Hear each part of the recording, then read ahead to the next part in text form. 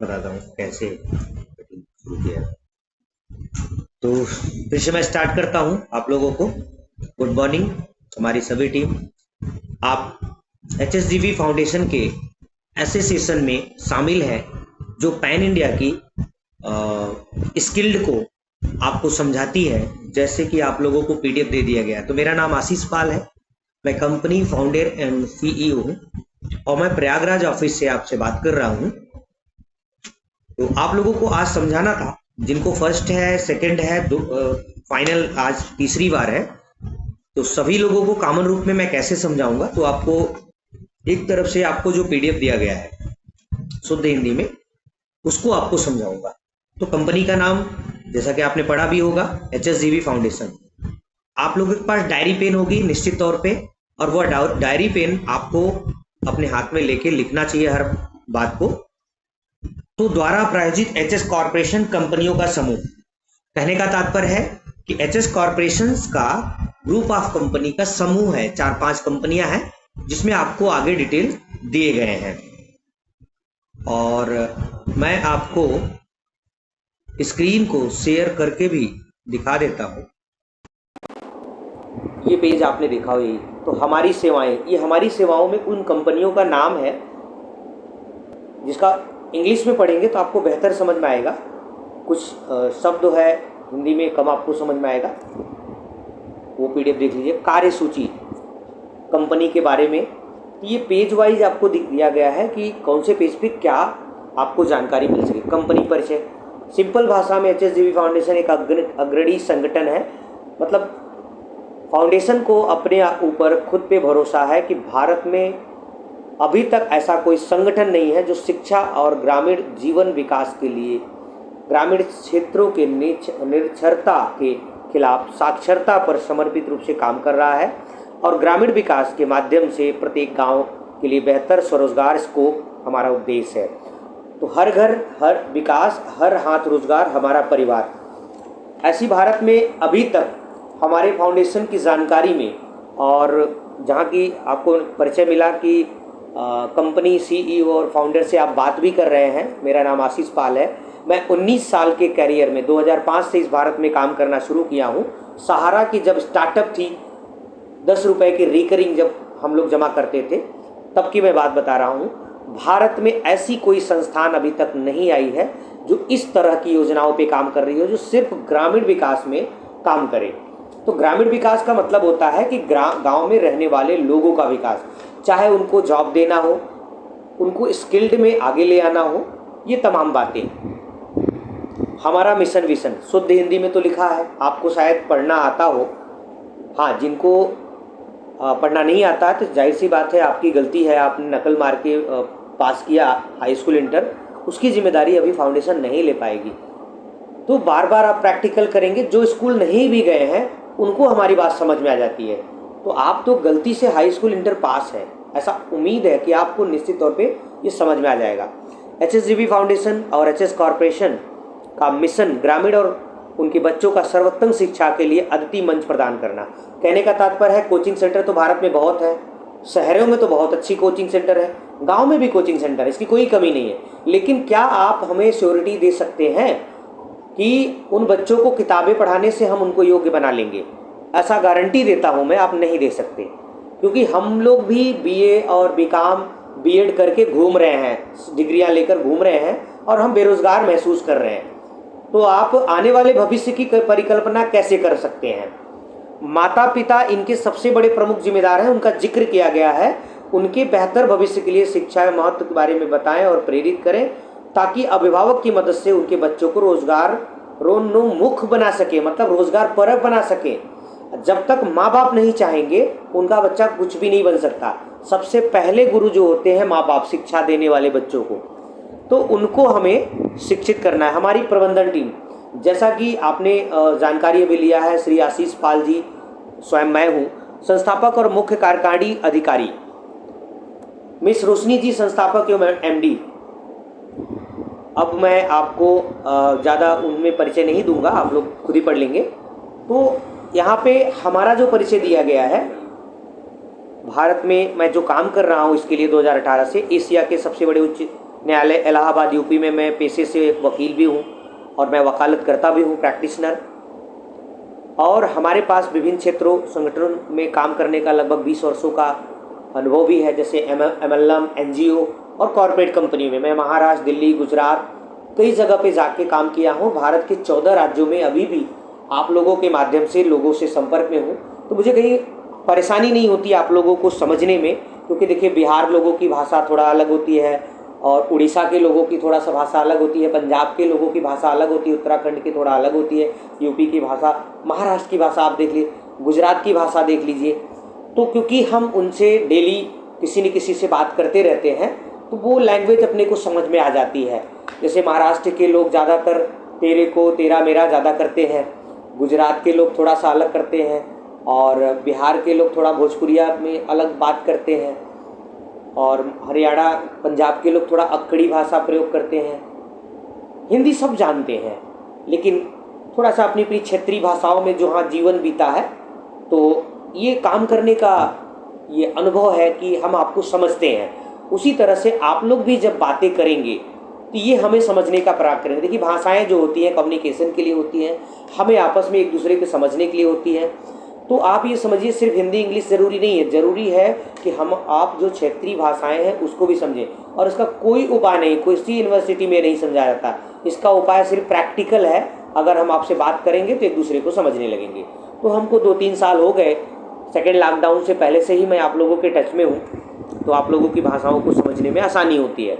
संस्थापक एवं MD आप लोगों को जो स्क्रीन पे दिखाया जा रहा है, रोशनी जी के बारे में, इन्होंने अपने कैरियर में क्या क्या काम किया है। और हर व्यक्ति कहीं न कहीं काम किया होता है, लेकिन अच्छी संगत और अच्छे लोगों के साथ काम करने का नतीजा ये होता है कि वो काफ़ी ऊंचाइयों तक जाते हैं।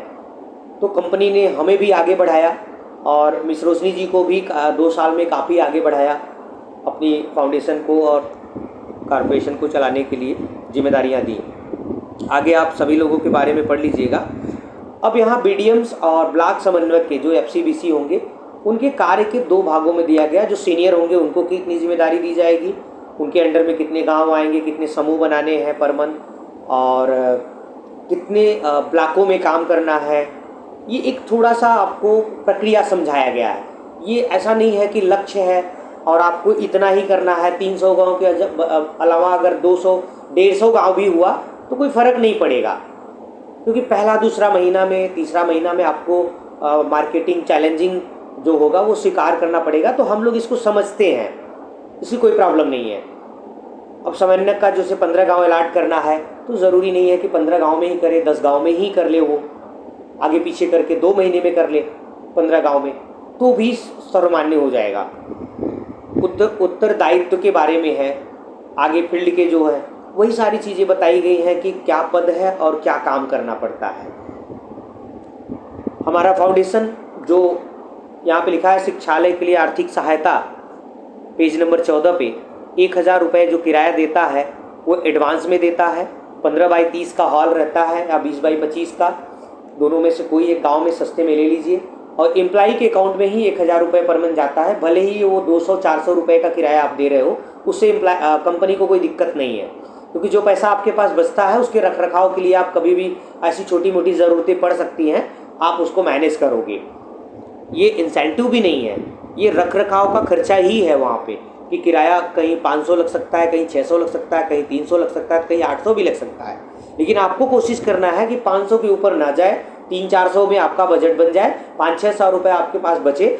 जिनके अंडर में 15 गांव है तो लगभग 10-15 हज़ार रुपये की यहाँ पे जेब पे खर्चे रहे एडवांस में, और 15 हज़ार की जब वहाँ पे कोई आकस्मिक ज़रूरत हो तो वो यहाँ पे पैसे ना मांगे और वहाँ का पूरा करे। और अगर ऐसा नहीं कर पाए तो उनको हटा के वहाँ दूसरे को रख दिया जाएगा, वो पैसा भी आगे नहीं भेजा जाएगा। अगर वहाँ के टीचर ने शिकायत की कि सर हमारे पास डस्टर नहीं है, हमारे पास रजिस्टर नहीं है, हमारे पास पेपर नहीं आया और उन्होंने दिया नहीं, तो वो पैसा उनको बंद करके उनको हटा दिया जाएगा, क्योंकि कंपनी ने एडवांस दे रखा है। चाहे आप सारे पैसे खर्च कर लो, लेकिन जब ज़रूरत पड़े तो वहाँ पे जाके पूरा कर लो, उसका बिल दे दो कि ये मैंने किया। तो आगे बताया गया है 14 नंबर पे बाएं साइड में, जो 15 गांव में 12 फार्म भरने हैं प्रतिदिन, तो ये 17 दिनों के अंदर में फटाफट आपको फार्म भर लेने हैं कि हम आप लोगों की नियुक्ति करने जा रहे हैं। इसकी ट्रेनिंग के लिए आपको आना होगा और आप हमारे साथ ज्वाइन करें, जिसकी हम ट्रेनिंग देंगे आपको, हमारी कंपनी आपको ट्रेनिंग देगी। तो हम ये जॉब के लिए ही फार्म भर रहे हैं, चाहे वो टीचर के लिए रिक्रूट हो। एक गांव में 12 फार्म इसलिए भरा जा रहा है क्योंकि अभी हमें आपको नहीं पता है कि कौन सा व्यक्ति हमारे लिए उपयुक्त है। हो सकता है उसमें 4 लोग उपयुक्त हो सकता है उसमें 1 लोग उपयुक्त हो सकता है उसमें कोई उपयुक्त ना हो। इसलिए वो मानक पूरा करने के लिए हमें हर कैटेगरी से ये फार्म भरना होगा। SC OBC जनरल कैटेगरी से जो भी मिल जाए हमें, महिला पुरुष दोनों का भरना है। उसी में चुनाव होगा कि कौन योग्य है।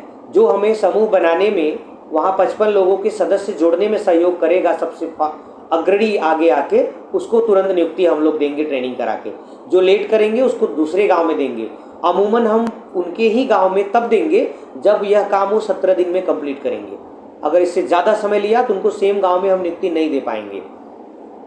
महिलाएं अक्सर डिमांड करती हैं कि हमारे गांव में दे दीजिए, ताकि हम रोटी भी बना लें, बर्तन भी मांज लें, कपड़े भी धुल लें और वहाँ पे पढ़ा भी लें। तो नियमों को उनको पालन करना पड़ेगा। अगर नहीं कर पाए तो ये हम कंडीशन नहीं मान पाएंगे। आगे प्रमुख जिम्मेवार क्षेत्र, जैसे आप लोग विजिट पे जाते हैं, सवाल ये आता है आप किससे मिलेंगे। तो ये इंग्लिश और हिंदी में 15 नंबर आप इसको पढ़ लीजिएगा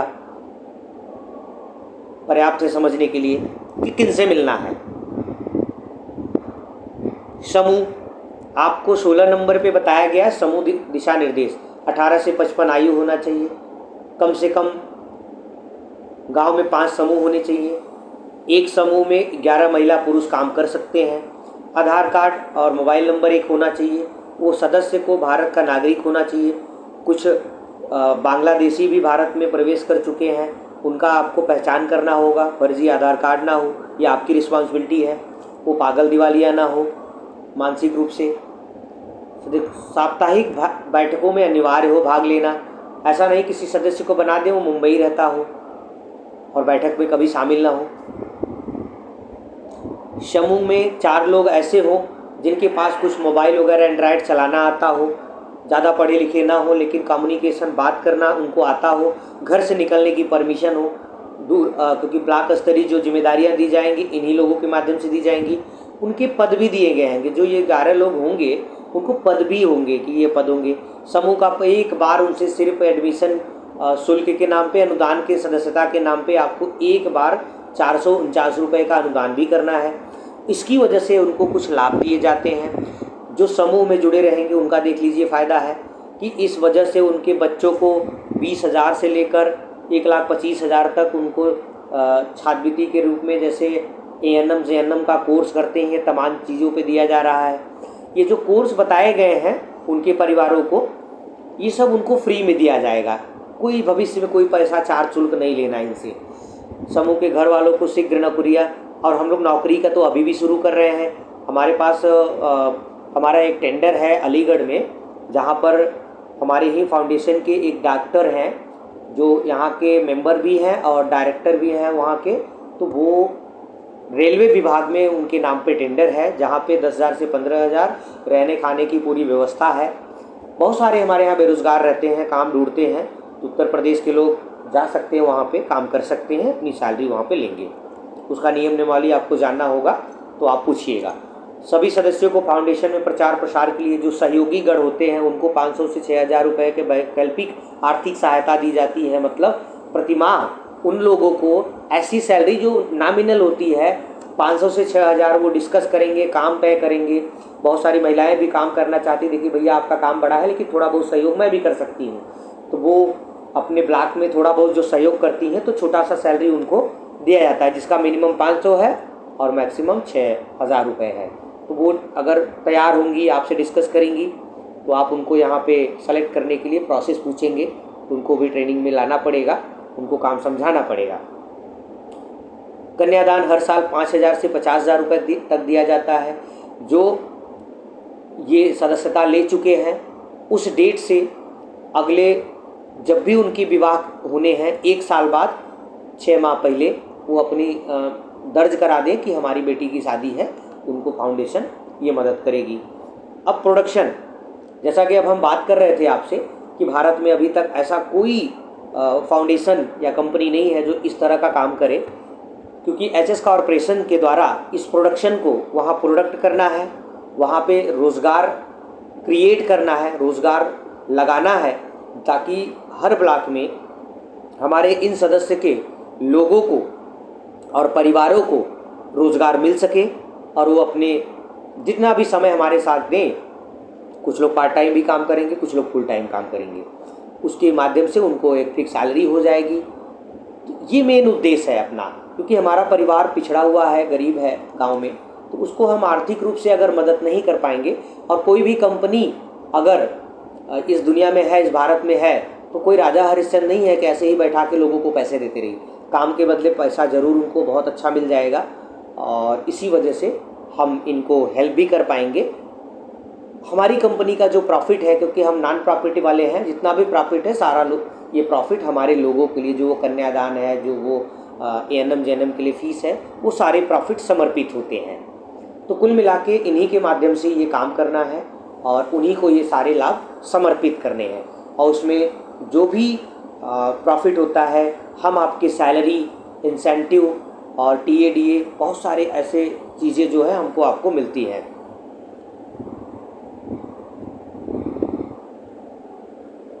समूह के फ़ायदे में और बहुत सारी चीज़ें हैं। शिक्षा में कक्षा 1 से 8 तक है, और इंडोर आउटडोर गेम भी है। फाउंडेशन के राष्ट्रीय स्तर पर गायन नृत्य प्लेटफॉर्म भी सुविधा प्रदान करती है, जो गाँव में अमूमन चूक जाते हैं। ये सारी चीज़ें मिलती है। 9वीं से 12वीं तक के हम लोग इन सब विषयों पे आप लोगों को ये कोर्स प्रदान करते हैं, जिसका कोई फीस नहीं लेते हैं। तो छात्रवृत्ति योजना भी है। नियम और दिशा निर्देश, इसमें आपको ये बताया गया है कि आप किस नियम के हिसाब से काम करेंगे, क्या करना है, क्या नहीं करना है, ये बताया गया है हिंदी में। इंग्लिश में कानूनी दस्तावेज, मतलब आपको कंपनी के वो दस्तावेज जिससे ये प्रमाणित होता है कि आपकी कंपनी भारत सरकार द्वारा रजिस्टर्ड कंपनी है। आप इसको गूगल पे, यूट्यूब पे अपना चेक कर लीजिएगा। कंपनी के नंबर्स हैं, और आपको हेल्पलाइन है, एड्रेस है, ईमेल आईडी है कोई समस्या के लिए। और आपको जब भी बताया जाता है कि आईडी आप कर लो, कहाँ से आपको आईडी अप्लाई करना है, तो वो भी वेबसाइट बताई जाती है। तो सब इसमें डिटेल दिए गए हैं।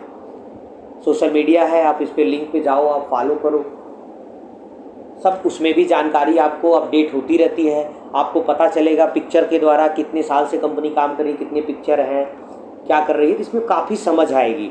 और इन बातों का आप इग्नोर करेंगे तो यहाँ सफल नहीं होंगे।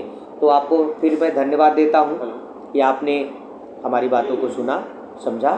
Thank you. फिर हम बात करते हैं आपसे कॉल और मैसेज पे। दोबारा कम बंद हो गया अपने।